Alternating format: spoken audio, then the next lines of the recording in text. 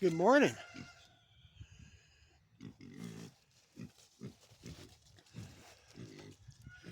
The other guys have already went into the house. They're smart. It's cold out here and rainy, but that is one of our two coonies that we have left. We're going to back to the Mangalitsa. There's the other coonie. Hi, buddy. There's one of our Mangalitsa, and there's the girl. I just seen her stick her head out. There she is. Hi. These two right here is what I want to talk about today. All right, guys, I wanted to share just a little bit with you this morning about why we raise and why we're going back to the Mangalisas.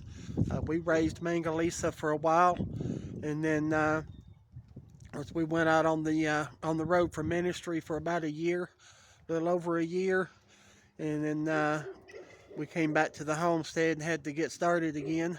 But we bought coonies. That's what we used to raise before mangas, and really liked those. We went to the Mangalisa, uh, fell in love with them for a few reasons, and when we came back, I couldn't find Mangalisa, so we got back into the coonies. But um, we just found um, a boar and a little girl, and we went and got them to get our little Mangalisa herd started back, and that's what we're going to go with. There are those that have been raising Mangalisa for a few months or for a year or so or something, and I've been seeing videos come up where they're talking about why they're getting out of Mangalisas and going back to regular feeder pigs or things that they're not doing Mangalisa anymore. Some of the videos I've been watching, some of the reasons that they are giving for getting out of Mangalisa are the reasons that we are getting into Mangalitsa. Some of the things people don't like about them is exactly why we're raising them. So there is one thing that everybody does like about them that have raised the breeding pairs that we really like about them is they are excellent mothers. When we had ours, I come out here one morning. Of course, I separated them out, moved the mamas over to their nurseries over here. I call them the nurseries. When we moved the mamas over there for them to have their litters, because a regular feeder pig, some of the other breeds, mama has a litter and the boar is in there, the boar will eat the babies. And not all, but we've had that. We've not had it happen, but we've heard uh, that, and you hear that a lot. You can't leave your mamas and babies in with the boar. With the Mangalisas, I love the fact that the boars won't bother them.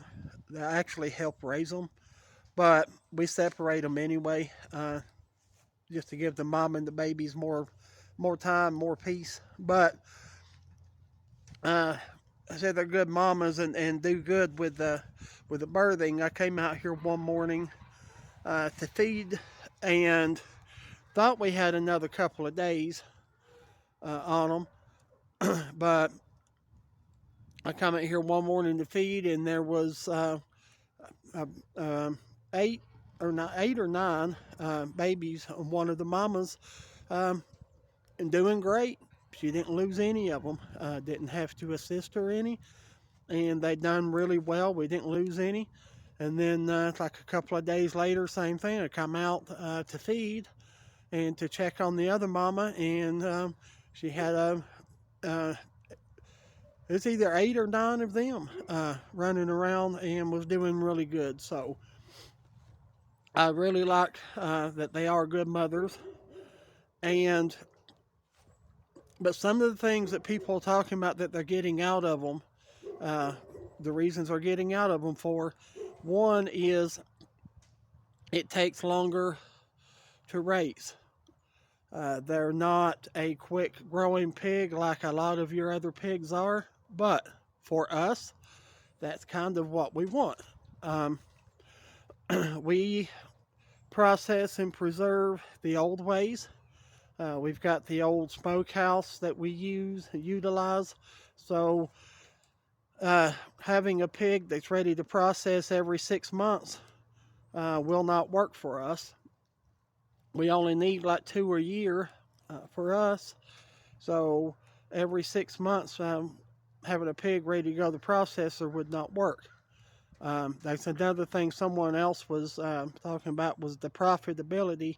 Also, because it takes them longer to grow, there's less profit. But we're not doing for a profit. We're doing to raise for our family for meat. And of course, we will have some to sell, but we're not doing this as a pig producing, money producing business. So for us, the longer time would work great because that puts us around uh, late fall to early spring is our window for processing.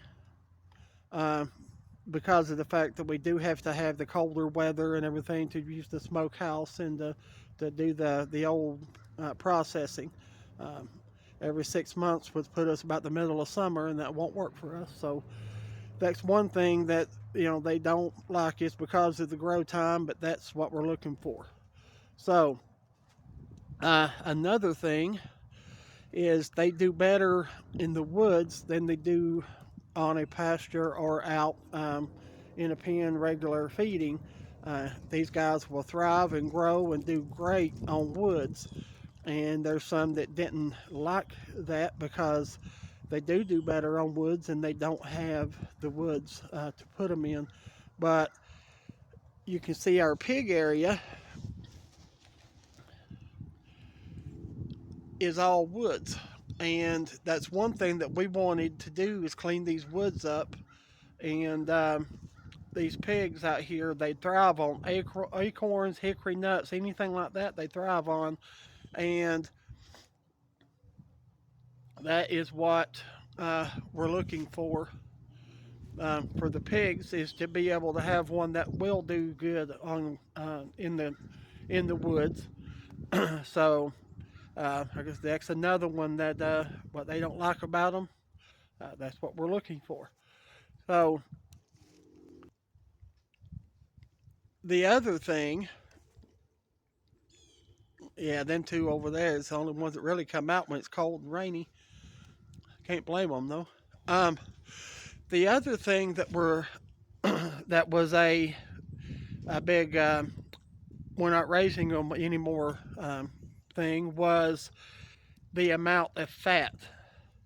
A lot of people do not like the fat. They take them to be processed. You get a lot of fat. They don't get that back, so they feel like they lose a lot of their meat and their time and everything raising them, putting the feed into them. They got a lot of fat, which they don't use. But then again, that is what we're looking for. We use the lard and the fat and process our own lard, and that's what we use. We quit doing the seed oils and trans oils and all the other whatever you call them oils, and we are going back to we use our own lard and the cracklings and things like that. So where they're getting out of them because of that, that's what we want them for. So it's another reason we are raising them, because they do have a lot of the fat, and they call it cap fat. The Mangalitsa is a little bit different. If you've watched any videos on the meat, they do have some marbling, but most of their fat's what they call cap fat. It's on top of the meat, between the meat and the skins, where they really put on the fat at. It's not necessarily in the meat itself. These are a little bit different. Coonies are the same way to a point, but Mangalisas really bring out that cap fat, which is good for the lard. And said, we use it, so that's what we're looking for. And one thing on Mangalitsa that we have found, um, if you raise one up 250, 300 pounds, somewhere around in there, you're going to have fat. But it is like the cap fat. You get around over 300, that's when they really start putting on more fat than they do meat. So there is a point that if you're doing Mangalitsa and you want more meat than fat, there is a point that you can make that decision to go ahead and process them. And you would still have a lot of fat, but have less. But we just wanted to share with you guys that, why we're raising them. Like I said, the reason we're raising them is the reason a lot of other people's getting out of them.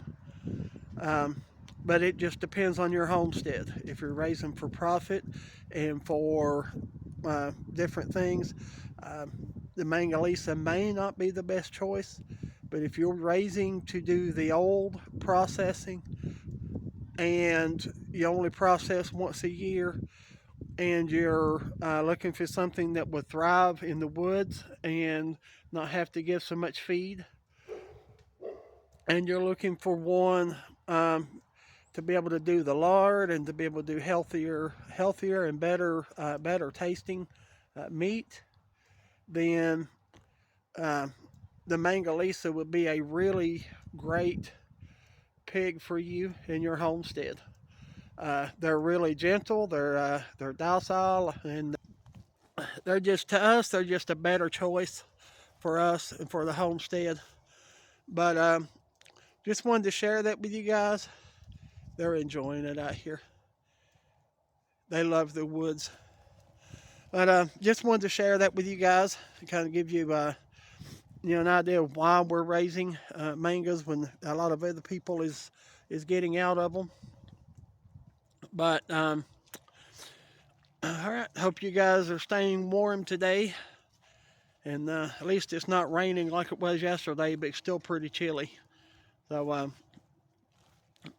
you guys have a blessed rest of your day, and I hope you have a good Valentine's Day. If we don't get to see you before Valentine's, have a good Valentine's Day, and we'll see you soon. God bless.